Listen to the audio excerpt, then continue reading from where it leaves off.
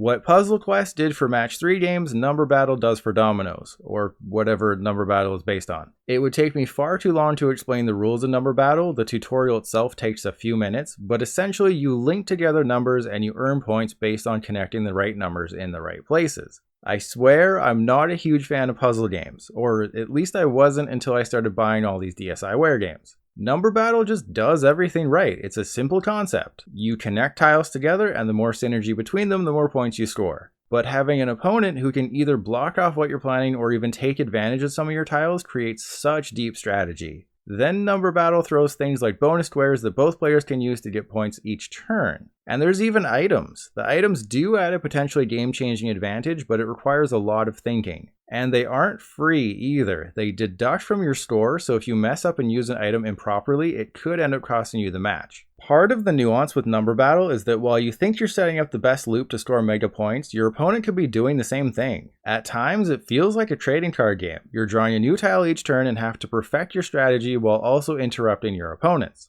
There is a drawback to this. The AI tends to ignore you. I found Number Battle's campaign to be a breeze. It's just far too easy to set up a loop, which I found to be the best way to score massive points. Just create a continuous square, then add onto it, and your score will climb like a mountain goat on catnip. Meanwhile, the AI will just sort of keep doing its thing and not really hamper you in any way unless it helps their position. It's unfortunate and ultimately is what held Number Battle into B tier. Ease aside though, the campaign itself is great. The board is always different, they introduce new squares that double your score or create a random effect, you're constantly unlocking new items, and they'll even expand the player count beyond 3. That level of progression kept me playing Number Battle even when the previous battle took little to no effort. On top of that, there is standalone puzzles. These are exactly what you expect. You're given a board and some tiles, then it's up to you to hit the target score using a limited number of turns. It starts off easy and beginner, essentially going over the basics and what you learned in the tutorial, but by puzzle number 7, things start to ramp up.